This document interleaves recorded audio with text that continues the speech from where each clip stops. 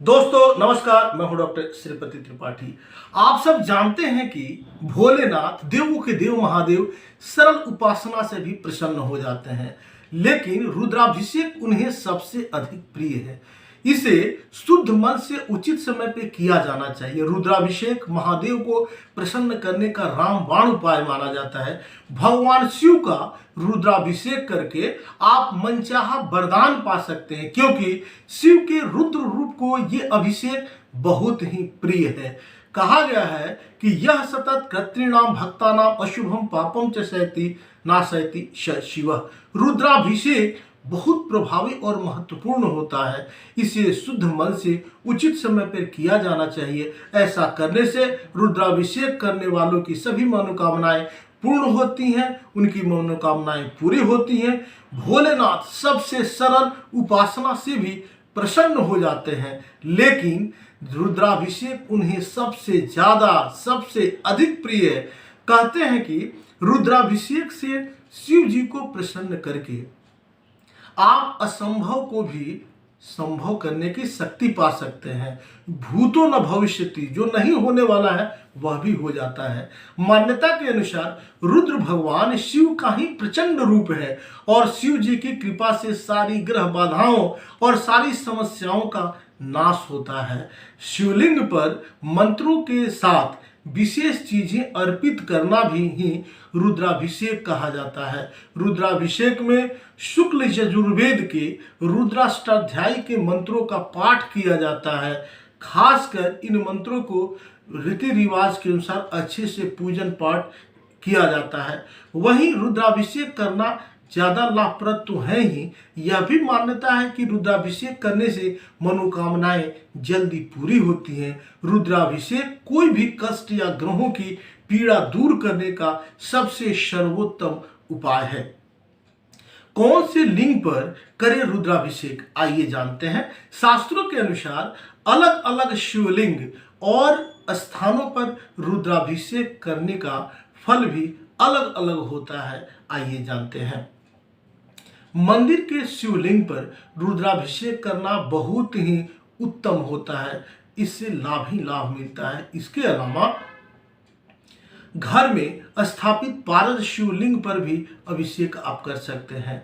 रुद्राभिषेक घर से ज्यादा मंदिर में, नदी तट पर और सबसे ज्यादा पर्वतों पर फलदायी होता है। इसके फल जो है अक्षुण होते हैं।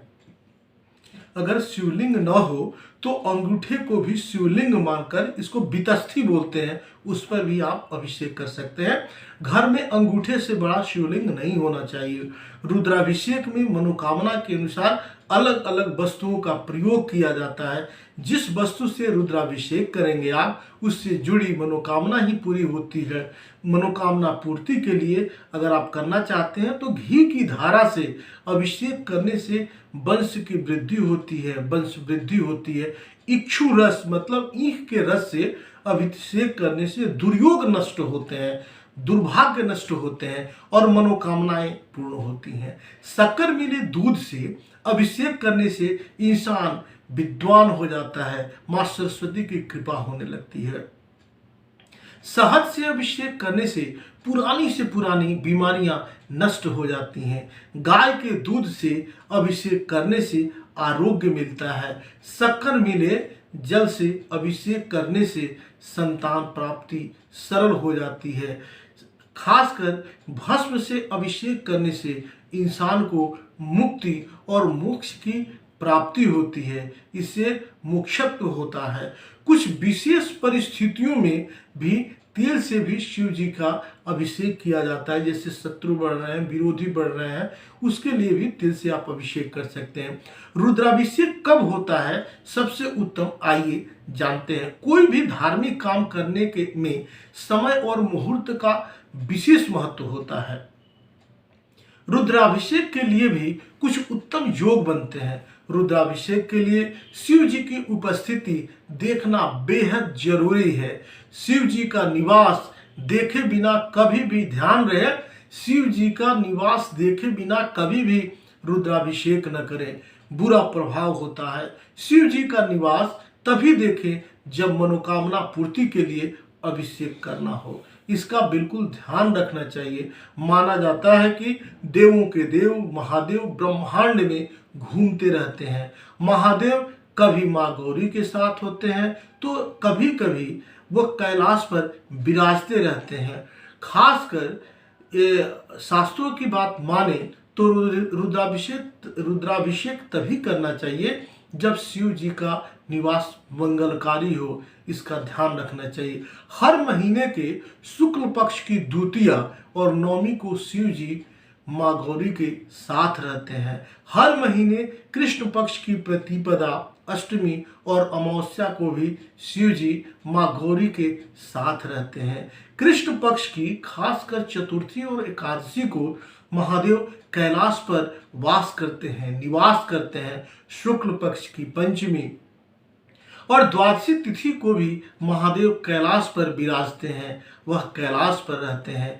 कृष्ण पक्ष की पंचमी और द्वादशी को शिव जी नंदी पर सवार होकर, अपनी सवारी पर सवार होकर, मतलब नंदी पर सवार होकर पूरा विश्व भ्रमण करते हैं। शुक्ल पक्ष की षष्ठी और त्रयोदशी तिथि को भी शिव जी विश्व भ्रमण पर होते हैं। रुद्राभिषेक के लिए इन तिथियों में महादेव का निवास मंगलकारी होता है। इस समय रुद्राभिषेक करना उन्नति कारक होता है। कब निवास जो है वह अनिष्टकारी होता है, दुखकारी होता है, आइए जानते हैं।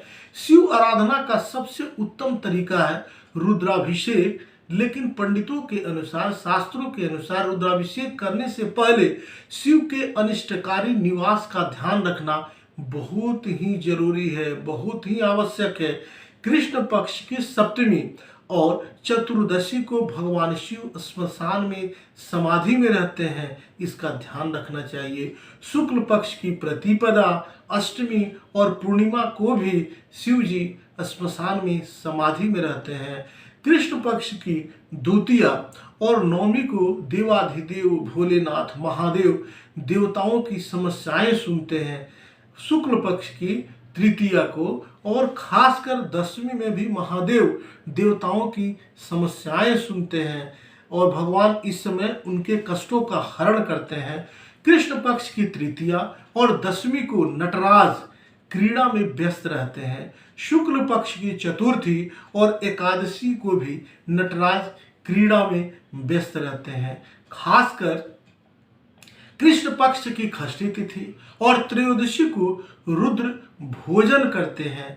शुक्ल पक्ष की सप्तमी तिथि और चतुर्दशी को भी रुद्र भोजन करते हैं, भोलेनाथ भोजन करते हैं। इन तिथियों में खासकर ध्यान रखना चाहिए कि इन तिथियों में मनोकामना पूर्ति के लिए अभिषेक नहीं किया जा सकता है। इस समय नहीं किया जाता, तिथियों का निश्चित रूप से विचार करना चाहिए। इसलिए रुद्राभिषेक के लिए हमेशा शुभ जो है मुहूर्त दिन में ही करना चाहिए। उन दिनों में तिथियों का ध्यान रखने की जरूरत जो है वह रखना चाहिए। यह जो है मैं तिथि बताने जा रहा हूँ, इस समय बिल्कुल तिथि का आप ध्यान नहीं रख सकते हैं। जैसे शिवरात्रि, प्रदोष और सावन के सोमवार को शिव जी के निवास पर विचार नहीं किया जाता। सिद्धपीठ या ज्योतिर्लिंग के क्षेत्र में भी शिव जी के निवास पर विचार नहीं किया जाता। रुद्राभिषेक के लिए ये स्थान और समय दोनों ही हमेशा मंगलकारी माने जाते हैं और इससे लाभ मिलता है। आप सब ऐसे ही जुड़े रहें। ओम नमः शिवाय। आप सभी को महाशिवरात्रि की ढेर सारी शुभकामनाएं। आप सब कभी भी रुद्राभिषेक करें तो यह देखें और तब आगे बढ़ें। आप सभी को ढेर सारी शुभकामनाएं। जय हिंद, जय भारत, जय माता दी।